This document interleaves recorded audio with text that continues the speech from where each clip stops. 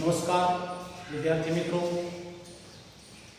આપણી શાળા દ્વારા આપ સર્વે ઘરે બેસીને અભ્યાસ કરી શકો તે માટે એક શ્રેષ્ઠ પ્રયત્ન કરવામાં આવી રહ્યો છે, જેનો આપ સર્વે અંતઃકરણપૂર્વક લાભ લેશો એવી નમ્ર વિનંતી છે।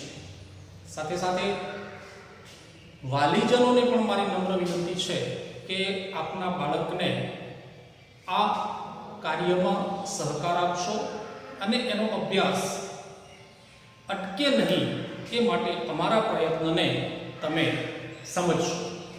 વિદ્યાર્થી મિત્રો, આપણે આજે ગુજરાતી વિષય માટેની માહિતી આપવી છે। આપ સર્વે ગુજરાતી વિષય ભણો છો, પણ જ્યારે બોર્ડની પરીક્ષાના વિદ્યાર્થી તરીકે જ્યારે એ વિષયને તમારે શીખવાનું છે, ત્યારે સૌપ્રથમ પ્રશ્નપત્રનું માળખું તમારે સમજવું ખૂબ જરૂરી છે। મિત્રો, જ્યાં સુધી આપણી પાસે આયોજન ન હોય, જ્યાં સુધી આપણે પરીક્ષામાં શું પૂછાવાનું છે, કેવી રીતે પૂછાવાનું છે, કેટલા ગુણનું પૂછાવાનું છે, જો આનાથી આપણે વાકેફ ન હોઈએ તો હું માનું છું ત્યાં સુધી આપણી ગમે તેટલી મહેનત નિષ્ફળ છે। તો સૌથી પહેલા આજે આપણે પ્રથમ જે મહત્વની બાબત છે તે શીખીશું। વિદ્યાર્થી મિત્રો, આપ જોઈ શકો છો, ગુજરાતી વિષય બોર્ડની પરીક્ષામાં તમે જ્યારે પ્રશ્નપત્ર તમારા હાથમાં આવશે ત્યારે તમે જોઈ શકો છો, અહીંયા કોઈ વિષય નહીં લખેલો હોય, કોડ લખેલો હશે। તો આ આપણા વિષયનો કોડ છે 01। ખાસ ધ્યાન રાખજો, આપણા ગુજરાતી વિષયનો કોડ છે 01। હવે પ્રશ્નપત્રનું માળખું આપને સમજાવું તે પહેલા પાસિંગ માર્ક્સ શું છે એનો થોડોક ખ્યાલ તમને હું આપી દઉં તો અહીંયા જે મહત્વની વાત છે તે કે શાળા કક્ષાએ જે 20 ગુણનું ઇન્ટરનલ લેવાય છે, એમાં ખાસ ધ્યાન રાખજો, પ્રથમ પરીક્ષા 80 ગુણની લેવાશે, એમાં તમે જેટલા ગુણ લાવશો એના 5%। એ પ્રમાણે બીજી પરીક્ષા પણ 80 ગુણની લેવાશે, એમાં તમે જે ગુણ લાવશો એના 5%। અને વર્ષ દરમિયાન આપણી નિયમિતતા, વર્ગ કાર્ય, ગૃહ કાર્ય, પ્રોજેક્ટ વર્ક, શિસ્તબદ્ધતા અને શાળામાં ચાલતી પ્રવૃત્તિઓમાં તમે કેવી રીતે ભાગીદાર બન્યા છો એને આધારે દરેક વિષયમાં દરેક શિક્ષકે 10 ગુણના ઇન્ટરનલ માર્ક્સ તમને આપવાના હોય છે। આમ 5 પ્રથમ પરીક્ષાના આધારે, 5 દ્વિતીય પરીક્ષાના આધારે અને 10 વિષય શિક્ષકના, એમ કરીને કુલ 20 ગુણનું ઇન્ટરનલ શાળા કક્ષાએ મૂકવાનું છે। હવે જે ઇન્ટરનલ શાળા કક્ષાએ મૂકવાનું છે એમાં બરાબર ધ્યાન રાખજો કે 20 ગુણમાંથી ઓછામાં ઓછા 7 ગુણ તમારે લાવવા જરૂરી છે। જો 7 કરતા ઓછા આવશે તો તમે નાપાસ કહેવાશો। બરાબર ધ્યાન રાખજો। બીજી વાત કે 80 ગુણની જે બોર્ડની પરીક્ષા તમારી આવશે, એ 80 ગુણમાંથી ઓછામાં ઓછા 26 ગુણ લાવવા જરૂરી છે। 26 + 7 = 33। એવું મનમાં ન રાખતા કે અહીંયા તમને અમે 16 ગુણ આપીએ છીએ એટલે અહીંયા તમે 16 માંથી 18 કે 17 ગુણ લાવશો એટલે પાસ થઈ જશો, એવું નથી। શાળા કક્ષાની પરીક્ષામાં ઓછામાં ઓછા 7 જોઈશે, બોર્ડની પરીક્ષામાં ઓછામાં ઓછા 26 ગુણ દરેક વિષયમાં, એ રીતે પાસિંગ માર્ક્સનું મૂલ્યાંકન છે। હવે આ વાત સમજ્યા પછી મહત્વની બીજી વાત કે પાસિંગ માર્ક્સ જે વિદ્યાર્થીઓ મેળવવા માંગે છે એમના માટે વિદ્યાર્થી મિત્રો 80 ગુણના વિષય પેપરમાં 16 ગુણ હેતુલક્ષી આવે છે। હવે હું ગુજરાતીની વાત કરું તો ગુજરાતીમાં વિભાગ એ ગદ્ય વિભાગ, એમાં 4 ગુણના જોડકા. વિભાગ બી પદ્ય વિભાગ, એમાં પણ 4 ગુણના જોડકા. અને વિભાગ સી વ્યાકરણ, એમાં પ્રથમ 8 પ્રશ્નો. આ હેતુલક્ષી છે. હેતુલક્ષી એટલે શું? પ્રશ્નપત્રમાં પૂછેલા પ્રશ્નનો નીચે ઓપ્શનમાં જવાબ આપેલો હોય, એમાંથી તમારે સાચો જવાબ શોધવાનો હોય. તો 16 ગુણ ક્યાં કેવી રીતે પૂછાય છે એ તમારે જાણવું છે, તો પણ પ્રશ્નપત્રનું માળખું જાણવું જરૂરી છે. તો સૌથી પહેલા હું તમને વાત કરીશ વિભાગ એ. હવે અહીંયા તમે જોઈ શકો છો, વિભાગ એ પાઠ્યપુસ્તકને આધારિત ગદ્ય વિભાગના જે પાઠ છે, હું અહીંયા તમને સ્પષ્ટતા કરી લઉં કે આપણા પાઠ્યપુસ્તકમાં કુલ 24 એકમ છે. એમાંથી 12 પાઠ છે અને 12 કાવ્ય છે. તો આ પાઠનો જે વિભાગ છે, ગદ્યનો જે વિભાગ છે, તે વિભાગ એ અને પદ્યનો વિભાગ છે તે વિભાગ બી. એટલે અહીંયા મેં વિભાગ એ અને વિભાગ બી 20 + 20 40 એમ એક સાથે લખ્યા છે. એટલે જેવું વિભાગ એ નું સમજીએ છીએ એ જ પ્રમાણે વિભાગ બી આપણે સમજવાનો છે, જે તમે સમજી શકો. મહત્વની વાત તમારે ધ્યાનમાં લેવાની છે કે વિભાગ એ ગદ્ય વિભાગ, વિભાગ બી પદ્ય વિભાગ. હવે વિભાગ એ માં પહેલો પ્રશ્ન.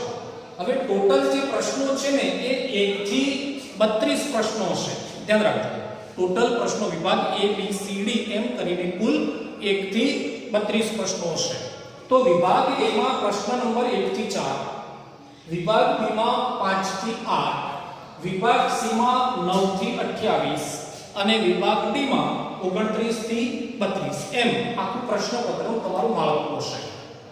હવે વિભાગ એ જે છે એમાં એક ધ્યાન રાખો, વિભાગ એ એમાં એક નીચેના જોડકા યોગ્ય રીતે જોડીને ફરીથી લખો. હવે આ જોડકા કેવી રીતે પૂછાય, એમાં શું પૂછાઈ શકે એની સ્પષ્ટતા. તો કૃતિ અને કર્તા એટલે કે પાઠનું નામ આપેલું હોય, સામે લેખકના નામ આપેલા હોય. હવે પરીક્ષામાં તમે જ્યારે જવાબ લખો છો ત્યારે કેટલાક વિદ્યાર્થીઓ એમના એમ લખીને પછી યાદ આપે છે. નહીં વિદ્યાર્થીઓ, એવી ભૂલ નહીં કરતા. તમારે જે કૃતિ લખેલી છે 1 થી 4 એને તમારે લખી નાખવાની છે, પછી એની સામે સાચો જવાબ જ લખી દેવાનો છે પરીક્ષામાં. ધ્યાન રાખો. પહેલી વાત તો કૃતિ અને કર્તા, કાં તો કૃતિ અને સાહિત્ય પ્રકાર. કદાચ કોઈ લેખકનું ઉપનામ હોય તો એના અનુસંધાનમાં સામે ઉપનામ પણ મૂકેલું હોય. ક્યાંક કૃતિ અને પાત્ર એવો પણ પ્રશ્ન પૂછાઈ શકે, ક્યાંક પાત્રની સામે વાક્ય. તો આ રીતે 4 ગુણનું જોડકું પૂછાશે જે હેતુલક્ષી છે. હવે 1 થી 12 પાઠ, મતલબ કે જે 12 પાઠ છે આપણા અભ્યાસક્રમમાં, એ 12 પાઠની અનુક્રમણિકા તમે બનાવી દો. એ અનુક્રમણિકામાં ક્રમ, પાઠનું નામ, લેખકનું નામ, સાહિત્ય પ્રકાર, ઉપનામ, સંદર્ભ પુસ્તક અને પાત્ર, આ રીતે કોલમ બનાવી દો. અને એ જે પાઠ છે પાઠના નામ લખીને એની માહિતી લખી દો.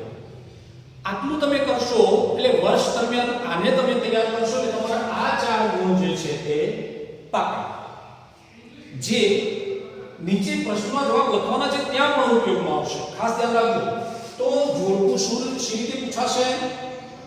કૃતિ આપેલી હશે એટલે કે પાઠનું નામ આપેલું હશે, એની સામે કાં તો કર્તા હશે, કાં તો લેખકનું નામ અને સાહિત્ય પ્રકાર હશે, કાં તો સંદર્ભ પુસ્તકનું નામ હોઈ શકે, કાં તો કોઈ લેખકનું નામ હોઈ શકે. બરાબર? એ જ પ્રમાણે વિભાગ બી હું સાથે સમજી લઉં છું એની એ વાત. વિભાગ બી એટલે પ્રશ્ન 5, એમાં પણ જોડકા હશે. હવે એમાં આ કૃતિ અને પાત્ર કે પાત્ર અને વાક્ય નહીં હોય. એમાં કૃતિ અને કર્તા, કૃતિ અને સાહિત્ય પ્રકાર કે કૃતિ અને ઉપનામ, અથવા તો લેખકનું નામ લખેલું હોય, સામે ઉપનામ લખેલું હોય, કયા લેખકનું કયું ઉપનામ છે તે. આ રીતે પ્રશ્ન વિભાગ બી માં પૂછાશે. જો વિદ્યાર્થી મિત્રો પાઠની અનુક્રમણિકા અને કાવ્યની અનુક્રમણિકા તમે અલગ જ બનાવશો તો તમારે કયા વિભાગની તૈયારી કરવી છે એના અનુસંધાનમાં એ જ અનુક્રમણિકા લેશો એટલે તમારા 4 ગુણ પાકા. એક સાથે તમે તૈયાર ન કરી શકો તો એકથી જે કુલ 12 પાઠ છે, 24 માંથી એકથી 12 પાઠ એટલે 6 પાઠ અને 6 કાવ્ય, પ્રથમ પરીક્ષા માટે આટલું તૈયાર કરો, જેને કારણે તમારા ઉપર એક ભારણ ન આવે કે આટલું બધું એક સાથે તૈયાર કેવી રીતે કરવું. તો આ અનુક્રમણિકા તમે બનાવશો, જરૂર પડશે તો અનુક્રમણિકા હું બનાવીશ અને આપના સુધી એનો ફોટો પાડીને પહોંચાડવાનો પ્રયત્ન કરીશ, પણ એ તમારે જાતે તમારી પાસે એક તૈયાર રેડીમેડ હોવું જોઈએ. બને ત્યાં સુધી તમે જ્યાં સૂઈ જાઓ છો એ પેલા કાર્ડ શીટમાં બનાવી નાખો, જેને કારણે વારંવાર તમે વાંચો વગર મહેનતે તૈયાર કરી શકો. તો વિભાગ એ અને બી માં પ્રશ્ન 1 અને પ્રશ્ન 5 તમે સમજી ગયા છો, હું માની લઉં છું. પછી વિભાગ એ એમાં બીજો પ્રશ્ન. આમ તો આ પણ એક પ્રકારનો હેતુલક્ષી પ્રશ્ન, માત્ર એના જવાબ નથી આપે એટલું જ છે, પણ ખૂબ મહત્વની વાત છે વિદ્યાર્થી મિત્રો. વિભાગ એ માં બીજો પ્રશ્ન એ જ વિભાગ બી માં છઠ્ઠો પ્રશ્ન હશે, ધ્યાન રાખજો. હવે એમાં શું છે, નીચે આપેલા પ્રશ્નોના એક વાક્યમાં જવાબ આપો. હું આના માટે હું તમને એક શિખામણ આપીશ કે આપણા પાઠ્યપુસ્તકમાં દરેક પાઠ કે કાવ્યની પાછળ સ્વાધ્યાય આપેલા છે અને એ સ્વાધ્યાયમાં પહેલા OMR આપેલા છે, હેતુલક્ષી આપેલા છે, અને પછી બે પ્રશ્નો લગભગ દરેક સ્વાધ્યાયમાં એક વાક્યમાં જવાબ આપો આવું લખેલું છે. જો વિદ્યાર્થી મિત્રો તમે આ પાઠમાં સ્વાધ્યાયમાં આપેલા OMR અને એક વાક્યમાં જવાબ આપો આટલા પ્રશ્નોની યાદી બનાવશો, વિભાગ એ ગદ્યની યાદી અલગ બનાવો, વિભાગ બી પદ્યની યાદી અલગ બનાવો, અને એટલું પણ તમે તૈયાર કરશો. હા, જેમ જેમ આપણે આગળ અભ્યાસક્રમ કરીશું એમ કે IMP જો એક વાક્યના પ્રશ્નો હશે તો હું તમને જણાવતો રહીશ, એની સાથે એને ઉમેરજો. પણ જે હાલ તમારી પાસે છે પાઠ્યપુસ્તકમાં સ્વાધ્યાયમાં, એ જો તમે એક નોટમાં વિભાગ એ ના અનુસંધાનમાં પાઠના એક વાક્યના પ્રશ્નો, વિભાગ બી ના અનુસંધાનમાં કાવ્યના એક વાક્યના પ્રશ્નો આ તમે લખી દેશો તો એ બે પ્રશ્નોનું કામ અત્યારે ઘેર બેઠા તમે સારી રીતે કરી શકશો. જવાબ લખવાની જગ્યા જવા દેજો, જેમ જેમ એકમ ચાલે તેમ તેમ તમને જે જવાબ આવડ્યો એ એમાં તમે લખશો એટલે આપોઆપ તમારું કામ સાથે સાથે થતું જશે. એટલે 4 ગુણના જોડકા, પદ્ય વિભાગ, ગદ્ય વિભાગ, 2 ગુણના પ્રશ્નો એક વાક્યમાં, ગદ્ય વિભાગમાં, પદ્ય વિભાગમાં, એટલે 4 ને 4 8, આ 8 ગુણ હેતુલક્ષી થયા અને 2 + 2 4 ગુણ એક વાક્યના પ્રશ્નો થયા. વિદ્યાર્થી મિત્રો, હું તો એવું ઈચ્છું છું કે તમે અત્યારે ઘેર બેઠા બિલકુલ ભણ્યા વગર પણ 8 ગુણ તો તૈયાર કરી શકો. વિભાગ એ માં જોડકા, વિભાગ બી માં જોડકા, આ અનુક્રમણિકા તમે બનાવી લેશો તો આ કામ તમારું એટલું સરળ બની જશે કે વગર મહેનતે તમારા 8 ગુણ પાકા થઈ જશે. એટલે વિભાગ એ માં પહેલો પ્રશ્ન, એ વિભાગ બી માં પાંચમો પ્રશ્ન, વિભાગ એ માં બીજો પ્રશ્ન, એ વિભાગ બી માં એ માં બીજો પ્રશ્ન, વિભાગ બી માં છઠ્ઠો પ્રશ્ન. હવે એક મહત્વની વાત આવશે, બરાબર તમારે ધ્યાન રાખવાનું છે કે જે વિભાગ એ નો ત્રીજો પ્રશ્ન અને વિભાગ બી નો સાતમો પ્રશ્ન, ત્યાં કેટલાક વિદ્યાર્થીઓ ભૂલ કરે છે. તમારે એવી ભૂલ નથી કરવાની. ધ્યાન રાખો, ત્યાં છે નીચે આપેલા પ્રશ્નોના 3-4 વાક્યોમાં ઉત્તર લખો. મિત્રો 2-2 ગુણના પ્રશ્નો છે અને એ 2-2 ગુણના પ્રશ્નોમાં 3 પ્રશ્નો આપેલા હશે, એટલે 6 ગુણનો આ વિભાગ છે. અને એ 6 ગુણના વિભાગમાં ખાસ ધ્યાન રાખજો, પહેલો પ્રશ્ન અને બીજો પ્રશ્ન ફરજિયાત છે. આપેલામાંથી કોઈ પણ 3 નહીં, પહેલો અને બીજો ફરજિયાત છે. ત્રીજો અથવા ત્રીજો, એટલે આ ત્રીજો જે અથવામાં આપેલો છે એમાંથી તમને જે શ્રેષ્ઠ આવડતો હોય એ લખવાનું છે. પહેલો બીજો તો તમારે ફરજિયાત લખવાનો જ છે. એટલે તમે એવું ન કરતા કે તમને પહેલો પ્રશ્ન નથી આવડતો, બીજો અને આ ત્રીજા બંને આવડે છે, જો એવું કરશો તો 2 ગુણ તમારા જશે. આ માહિતી પ્રશ્નપત્રના માળખામાં આપવા માટેનો મારો પ્રયત્ન છે. આપણે ક્યાંય ભૂલ કરીએ અને 2 ગુણ આપણા જતા ન રહેવા જોઈએ. એ જ પ્રમાણે પ્રશ્ન 4 છે મુદ્દાસર જવાબ આપો. એક પ્રશ્નના 4 ગુણ છે વિદ્યાર્થી મિત્રો. હવે એ 4 ગુણ આપણે કેવી રીતે મેળવવા એનો ખ્યાલ જેમ જેમ આપણે આગળ એકમ ચાલુ કરીશું એ વખતે હું શીખવીશ તમને. એમાં 2 પ્રશ્નો લખવાના છે, પેલામાં 1 2 3 અથવા 3 એમ. અહીંયા 1 2 અથવા 2 એટલે પહેલો પ્રશ્ન ફરજિયાત અને બીજો અથવા બીજો એ બેમાંથી તમને જે સારો આવડતો હોય એ તમે લખી શકશો. અહીંયા આ 2 ગુણના અને 4 ગુણના પ્રશ્નોમાં હું એક વાત તમને એ કહીશ કે જે પહેલા પ્રશ્ન માટે મેં તમને અનુક્રમણિકા તૈયાર કરવાનું કહ્યું. એ અનુક્રમણિકા જે તમે તૈયાર કરો છો એમાં કાવ્યનું નામ, કવિનું નામ, સાહિત્ય પ્રકાર અને સંદર્ભ પુસ્તક આટલું પહેલા લખીશું અને પછી જવાબ શરૂ કરીશું. તો એ જો તમે 4 ગુણના પ્રશ્ન માટે અનુક્રમણિકા તૈયાર કરી હશે તો અહીંયા તમે બંને વિભાગમાં એ 4 બાબતો લખશો. હું માનું ત્યાં સુધી તમારો જવાબ વિશિષ્ટ બનશે અને તમને દરેક પ્રશ્નમાં અડધો ગુણ વધારે મળશે. જે આપણે જ્યારે એકમ લઈશું ત્યારે હું તમને એની વિગતવાર માહિતી આપીશ કે 4 ગુણના અને 2 ગુણના અને 4 ગુણના પ્રશ્ન માટે આપણે શું લખવું, કેવી રીતે લખવું.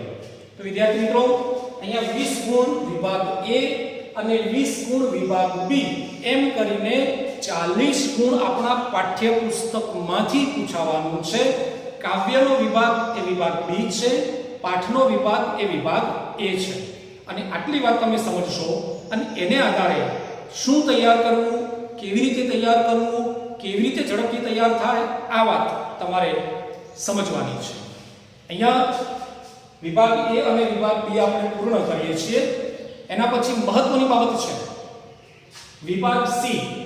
એમાં પણ 20 ગુણના પ્રશ્નો છે અને એ 20 ગુણના પ્રશ્નોમાં 8 ગુણ હેતુલક્ષી છે. જુઓ 16 ગુણ હેતુલક્ષી દરેક વિષયમાં પાઠ્યપુસ્તકમાં પૂછાય છે. ગુજરાતીમાં 16 ગુણ કેવી રીતે પૂછાય છે આપણે અહીંયા નોંધ કરી છે કે વિભાગ A માં 4 ગુણ હેતુલક્ષી જોડકા, વિભાગ B માં 4 ગુણ હેતુલક્ષી જોડકા અને વિભાગ C માં 8 ગુણ હેતુલક્ષી વ્યાકરણ. બરાબર વિદ્યાર્થી મિત્રો 10મા ધોરણમાં તમારે જે વ્યાકરણ શીખવાનું છે તે 70% વ્યાકરણ તમે 9મા ધોરણમાં શીખીને આવ્યા છો. એટલે 9મા ધોરણની નોટ તમારી પાસે હોય તો તમે એ મુદ્દાને એક વખત ફરીથી જોઈ લેજો. અહીંયા કયા કયા મુદ્દા પૂછાય છે એની નોંધ કરી છે. તમે પણ તમારી નોટમાં એની નોંધ કરી લેજો. હું ઈચ્છું છું કે આખું પ્રશ્નપત્રનું માળખું તમારી પાસે તૈયાર હોવું જોઈએ તો તમને તૈયારી કરવામાં સરળતા રહે. હવે જુઓ 1 થી 5 પ્રશ્નો વિભાગ 1 થી 4 પ્રશ્નો વિભાગ A, 5 થી 8 પ્રશ્નો વિભાગ B કાવ્યના અને 9 થી 28 પ્રશ્નો વિભાગ C. હવે આ 9 થી 28 જે 20 ગુણના પ્રશ્નો છે તેમાં 9 થી 16 હેતુલક્ષી પ્રશ્ન પૂછેલો હશે. એની નીચે 3 જવાબ આપેલા હશે. એમાંથી સાચો જવાબ તમારે શોધીને લખવાનો છે અને હેતુલક્ષી કહેવાય. હેતુલક્ષીમાં શું શું હોઈ શકે? તો સૌથી પહેલા 9મો પ્રશ્ન હશે તમારે જોડણી શોધો. એટલે એક શબ્દ લખેલો હશે, એની નીચે 3 જવાબ લખેલા હશે અને એ શબ્દની સાચી જોડણી કઈ એ તમારે શોધવાનું છે. તો જોડણીનો એક પ્રશ્ન હેતુલક્ષીમાં સંધિ છોડો યા જોડો.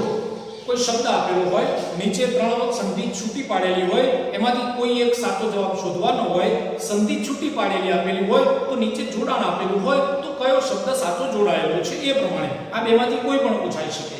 એક ગુણ સંધિ હેતુલક્ષીમાં. સમાસ ઓળખાવો. વિદ્યાર્થી મિત્રો તમે 9મા ધોરણમાં 5 સમાસ તો શીખી ગયા છો, બસ માત્ર 3 સમાસ 10મા ધોરણમાં નવા ઉમેરાશે. તો જે 5 શીખ્યા છો એને બરાબર અત્યારે તૈયાર કરી લો અને બાકીના આપણે જ્યારે આગળ આ કામમાં સમાસ લઈશું ત્યારે એની ચર્ચા કરીશું. સમાસમાં પણ સમાસનું નામ આપેલું હશે, એટલે શબ્દ આપેલો હશે, નીચે 3 સમાસના નામ આપેલા હશે. આ શબ્દનો કયો સમાસ થાય તે અથવા કોઈ સમાસનું નામ આપેલું છે એનું ઉદાહરણ કયું છે તે આ પ્રશ્નપત્ર બનાવનાર શિક્ષકની મનસુખીની વાત છે. એટલે આ હું તમારી સામે રજૂ કરું છું. ચોક્કસ નથી કે સમાસિક શબ્દ આપેલો હોય, નીચે 3 સમાસ આપેલા હોય, પણ ટૂંકમાં સમાસનો એક પ્રશ્ન હેતુલક્ષી. પછી કર્તરી કર્મણીનું જોડકું આપેલો છે અબ. કર્તરી કર્મણી સામે 3 જવાબ આપેલા છે. આ 3 જવાબ આપેલા હોય એમાંથી કર્તરી વાક્ય કયું, કર્મણી વાક્ય. તમારે આમાં પણ એરો નથી આપવાનો. કર્તરી કર્મણી લખી દેવાનું છે. જે વાક્ય તમને જવાબમાં કર્તરી લાગે છે સીધું એની સામે લખી દેવાનું છે. ધ્યાન રાખો. અને જે વાક્ય કર્મણી છે એ તમારે લખી દેવાનું છે. કર્તરી કર્મણીની વાત કરીશું ત્યારે કેવી રીતે કર્તરી ઓળખવું, કેવી રીતે કર્મણી ઓળખવું એનો આપણે વિશિષ્ટ ખ્યાલ મેળવીશું. તો ત્યાં જોડકું એક ગુણ હેતુલક્ષી. પછી અલંકાર ઓળખાવો. વિદ્યાર્થી મિત્રો અહીંયા કોઈ પંક્તિ આપેલી હશે, કોઈ વાક્ય આપેલું છે અને નીચે અલંકારના જવાબ આપેલા હશે. એ વાક્યમાં કયો અલંકાર થાય એ તમારે શોધવાનો છે. કાં તો પછી કોઈ અલંકારનું નામ આપેલું હોય, નીચે બે ત્રણ પંક્તિઓ આપેલી હોય, એ અલંકારની પંક્તિ કઈ છે એ રીતે પ્રશ્ન પૂછાશે. હેતુલક્ષીમાં આવશે અલંકાર, એક ગુણ. હવે અલંકાર પણ આપણે 9મા ધોરણમાં શીખ્યા છીએ. લગભગ 5 ને 2 7 અલંકાર શીખ્યા છીએ. બીજા 4 ને 5 9 એટલે લગભગ 13 14 ટોટલ અલંકાર થાય છે, જે બાકીના છે આપણે અગાઉ શીખીશું. પછી પ્રત્યય ઓળખાવો, આ આપણે 9મા ધોરણમાં શીખ્યા છીએ. પૂર્વ પ્રત્યય, પર પ્રત્યય, કોઈ શબ્દ આપેલો હોય એમાં કયો પ્રત્યય છે, નીચે પૂર્વ પ્રત્યય, પર પ્રત્યય, એક પણ નહીં, આ રીતે 3 જવાબ આપેલા હોય તો સાચો જવાબ કયો છે તમારે શોધીને લખવાનો હોય, એટલે એનો એક ગુણ. પછી સમાનાર્થી શબ્દ આપો, એક શબ્દ આપેલો હોય એની સામે 3 જવાબ આપેલા હોય, એનો સાચો જવાબ કયો એનો ખ્યાલ એમાં તમને જવાબ સ્વરૂપે આપવાનો. મિત્રો એમાં 2 શબ્દો આપેલા હશે અને બંને શબ્દોની સામે 3 જવાબ આપેલા હશે, એટલે તમારો જો એક જવાબ સાચો પડશે તો અડધો ગુણ જ મળશે. એટલે જેમ જેમ અભ્યાસક્રમ ચાલતો જાય તેમ તેમ દરેક પાઠમાં આવતા સમાનાર્થી શબ્દોની નોંધ જો તમે કરતા રહેશો તો એને આપણે ઝડપથી અને સારી રીતે લખી શકીશું. અને છેલ્લું હેતુલક્ષી છે સંજ્ઞાનો પ્રકાર લખો. આપણે આ 9મા ધોરણમાં શીખ્યા છીએ સંજ્ઞા, કોઈ શબ્દ કે કોઈ વાક્ય આપેલું અંડરલાઈન કરેલું એ કઈ સંજ્ઞા થાય એનો તમારે જવાબ લખવાનો છે. આમ 9 થી 16 હેતુલક્ષીના 8 ગુણના પ્રશ્નો આ બધું જ 9મા ધોરણમાં શીખ્યા છે. એટલે હું માનું ત્યાં સુધી 4 ગુણ જોડકાના પાઠના, 4 ગુણ જોડકાના કાવ્યના અને 8 ગુણ વ્યાકરણના હેતુલક્ષી, એમ કરીને 16 ગુણ તમે અત્યારે ધારો તો ઘેર બેઠા તૈયાર કરી શકો. એના પછી કયું વ્યાકરણ છે એ જરા આપણે નોંધી લઈએ. તો માગ્યા મુજબ જવાબ લખો. રૂઢિપ્રયોગનો અર્થ આપો, કોઈ એક રૂઢિપ્રયોગ આપેલો છે, તમારે એનો અર્થ આપવાનો. પાઠ્યપુસ્તકમાંથી જશે, બહારનું કશું હશે નહીં. પછી કહેવતનો અર્થ આપો, એટલે કહેવત આપેલી છે, તમારે એનો જવાબ લખવાનો હશે. શબ્દ સમૂહ માટે એક શબ્દ આપો, એ કોઈ આખો શબ્દ આપેલો હોય, જેમ કે જેનો કોઈ નાજ નથી તે, હવે તમારે એનો જવાબ લખવાનો હોય એ રીતે. પછી વિરુદ્ધાર્થી શબ્દ, આ હેતુલક્ષી નથી મિત્રો, અહીંયા નીચે જવાબ નહીં આપેલા હોય, ધ્યાન રાખજો. એટલે વિરુદ્ધાર્થી શબ્દ આપો તો એ કોઈ શબ્દ આપ્યો હોય એનો જવાબ તમારે જાતે લખવાનો હોય. પછી અર્થભેદ જણાવો, એટલે એક સમાન જોડણી, એટલે કે જોડણી ભેદ જુદો હોય, ઉચ્ચાર એક હોય. દાખલા તરીકે અરી અને અરી, પૂર અને પૂર, સુર અને સુર, ઉદર અને ઉંદર. આમ ઉચ્ચાર એક સમાન થાય પણ એના અર્થ જુદા જુદા હોય એવા 2 શબ્દો મુકાયેલા હશે અને એ બંનેના જવાબ તમારે લખવાના હશે. એ 21મો પ્રશ્ન છે. પછી તળપદા શબ્દોનું શિષ્ટ રૂપ આપો, એ 1 ગુણનું પૂછાશે. વિશેષણ શોધી પ્રકાર જણાવો. અહીંયા ધ્યાન રાખજો, વિશેષણ 9મા ધોરણમાં શીખ્યા છીએ આપણે. વિશેષણ શોધી પ્રકાર લખો તો એમાં વાક્ય આપેલું હોય કે અંડરલાઈન કરેલું હોય, એમાંથી તમારે વિશેષણ કયું છે તે અને એનો પ્રકાર કયો છે તે, એમ એનો જવાબ તમારે શોધવાનો છે. એટલું વિશેષણ સાચું હશે તો અડધો ગુણ મળશે, એટલો પ્રકાર સાચો હશે તો અડધો ગુણ મળશે. એટલે આપણે અડધો ગુણ જવા દેવાનો નથી. મિત્રો તમે ગુજરાતીની કહેવત જાણો છો કે ટીમ્પે ટીમ્પે સરોવર ભરાય, કાંકરે કાંકરે પાળ બંધાય. તો આપણે અડધો ગુણ પણ છોડવા માંગતા નથી. મારી આ મહેનત એ દિશામાં છે. એના પછી ક્રિયા વિશેષણ શોધી પ્રકાર જણાવો. ક્રિયા વિશેષણના 5 કે 6 પ્રકાર છે. એ વાક્ય આપેલું હોય, એ ક્રિયા વિશેષણ શોધવાનું હોય, એનો પ્રકાર જણાવવાનો હોય. એ પણ આપણે જ્યારે ક્રિયા વિશેષણનો મુદ્દો લઈશું ત્યારે વિશેષ રીતે શીખીશું. ધ્વનિ છૂટા પાડો. વિદ્યાર્થી મિત્રો, ધ્વનિ છૂટા પાડો તમે 8મામાં શીખ્યા છો, 9મામાં શીખ્યા છો, 10મામાં પણ શીખશો. તો એ તો તમને આવડતું હોય, એ ગુણ તો તમારો પાકો છે, તો નહીં જવો જોઈએ. એટલે એક ગુણના ધ્વનિ છૂટા પાડો એ તમારે ધ્યાનમાં લેવાનું છે. પ્રેરક વાક્ય બનાવો, 1 ગુણનું પ્રેરક વાક્ય બનાવવાનું પૂછાશે. 9મા ધોરણમાં પણ શીખ્યા છીએ, 10મા ધોરણમાં વિશિષ્ટ ફરી પાછા આપણે શીખીશું. તો પ્રેરક વાક્યનો 1 ગુણ છે. છંદ ઓળખાવો. અલંકારની જેમ છંદ હેતુલક્ષીમાં નથી. છંદમાં કોઈ પંક્તિ આપેલી હોય, નીચે 3 છંદના નામ આપેલા હોય, એ પંક્તિમાં કયો છંદ છે એ તમારે શોધવાનો હોય. કાં તો કોઈ છંદનું નામ આપેલું હોય અને નીચે 3 ઉદાહરણ આપેલા હોય, તો એ છંદનું ઉદાહરણ કયું છે એ તમારે શોધવાનું હોય. આ બેમાંથી કોઈ એક રીતે 27મો પ્રશ્ન છંદનો 1 મુદ્દો પૂછાઈ શકે. છંદના 2 ગુણ છે. 28મો પ્રશ્ન છે છંદનું બંધારણ લખો. હવે અહીંયા જેટલા પણ અક્ષરમેળ અને માત્રામેળ છંદ છે એ તમામ છંદના બંધારણ, અક્ષર સંખ્યા આ 2 બાબત એમાં તમારે લખવાની છે. એ રીતે 20 ગુણનું વ્યાકરણ. હવે હું તમને અગાઉ કહેતો હતો કે વ્યાકરણ જે છે આપણું એ 70% તમે 9મા ધોરણમાં શીખીને આવ્યા છો.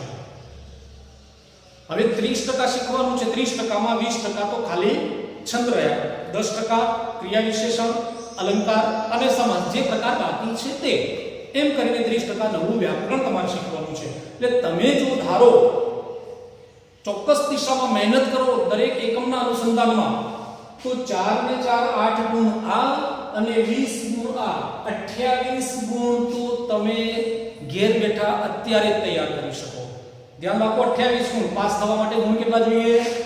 26 ગુણ. તો 28 ગુણ તો વિભાગ ABC માં હેતુલક્ષી થકી બની જાય છે. આપણે ચોક્કસ દિશામાં મહેનત કરવાની છે. અને છેલ્લે વિભાગ ડી. વિભાગ ડી માં 4 વિભાગ હશે. 29 30 31 32 એમ 4 પ્રશ્નો હશે.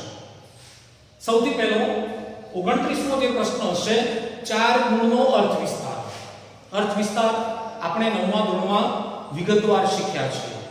4 ગુણનો અર્થ વિસ્તાર જ્યારે તમે લખો છો ત્યારે વિશિષ્ટ રીતે લખશો, પરીક્ષકને ગમે તે રીતે લખશો તો તમને એમાં ચોક્કસ ગુણ મળશે. વિદ્યાર્થી મિત્રો, જે વિદ્યાર્થીઓ ઓછી મહેનત કરે છે એમને આ વિભાગ ડી આવડતો હોય કે ના આવડતો હોય, લખવાનું છોડશો નહીં. અર્થ વિસ્તારમાં મેં તમને 4 બાબતો શીખવી છે: પ્રસ્તાવના, અર્થ, અર્થ વિસ્તાર અને સાર. આ 4 બાબતોની નોંધ કરીને તમારે અલગ અલગ લખવાનું છે. અર્થ વિસ્તારમાં તમે એના અનુસંધાને બીજી કોઈ પંક્તિ, પછી હિન્દી હોય, ગુજરાતી હોય, સંસ્કૃત હોય, અંગ્રેજી હોય, કોઈ પણ ભાષાની, એ તમે એમાં લખી શકો, તમારા જવાબને વિશિષ્ટ બનાવી શકો. તો 4 ગુણ અર્થ વિસ્તારના, 4 ગુણ અહેવાલમાં. 9મા ધોરણમાં તમે અહેવાલ શીખ્યા છો. હવે અહેવાલમાં 3 બાબતો છે: આરંભ, મધ્ય અને અંત. આરંભ એટલે જે પણ તમારી શાળાના અનુસંધાનમાં અહેવાલ પૂછાયો છે તે પહેલા વિભાગમાં ક્યાં, ક્યારે, કોણ કોણ ઉપસ્થિત હતું, કેવી રીતે શરૂઆત થઈ, આટલો જવાબ લખો એટલે આરંભ થયો. પછી જે વિષયના અનુસંધાનમાં તમને આ અહેવાલ લખવાનું કહેવામાં આવ્યું છે એ સાચી હકીકત ભૂતકાળમાં 2 ફકરામાં તમે લખો એટલે એ માહિતી થઈ. અને અંત એટલે સમગ્ર સભાનું સંચાલન કોણે કર્યું, આભાર કોણે માન્યો, અંત કેવી રીતે આવ્યો. તો આ 3 બાબતો આરંભ, મધ્ય, અંત અહેવાલ માટે જરૂરી છે. સંક્ષેપ લેખન, રોકડીઓ, પાક, આવડે કે ના આવડે ફરજિયાત લખવું. શું હશે એમાં? એક ફકરો આપેલો હશે, એની ઉપર સૂચના આપેલી હશે કે નીચેનો ગદ્ય ખંડ વાંચી ત્રીજા ભાગનો સંક્ષેપ કરી યોગ્ય શીર્ષક આપો. એટલે અહીંયા ત્રીજા ભાગનો આપણે લીટીઓ ગણવા નહીં બેસવાની મિત્રો. આપણે શું કરવાનું છે? માત્ર અને માત્ર બોર્ડની પરીક્ષાની પુરવણીમાં એને 5 લીટીમાં લખવાનું છે. એટલે 5 લીટીમાં, માત્ર અને માત્ર 5 લીટીમાં. અને છેલ્લે નિબંધ, 3 નિબંધ પૂછાયેલા હશે, એમાંથી કોઈ એક નિબંધ લખવાનો છે. વિદ્યાર્થી મિત્રો, નિબંધની વાત હું તમને કરું, મોટાભાગના વિદ્યાર્થીઓ પ્રશ્ન સાહેબ આઈએમપી આપો, ત્યાં સમજવાનું છે. પાઠ્યપુસ્તકને આધારિત અને વર્તમાન સમયને આધારિત આ 2 અનુસંધાનમાં એક નિબંધ તમે સમજો તો એ ઝડપથી તમને આવડે. આમ ટોટલ પ્રશ્નપત્રના માળખામાં 20 ગુણનું વ્યાકરણ અને 8 ગુણનું હેતુલક્ષી એમ 28 ગુણ હેતુલક્ષી જેવા થયા છે. એને જો તમે બરાબર ધ્યાન આપશો, વિભાગ ડી તમને જેવું આવડે એવું લખશો. ગુજરાતીમાં નાપાસ થવાની કોઈ જગ્યા નથી. ધન્યવાદ.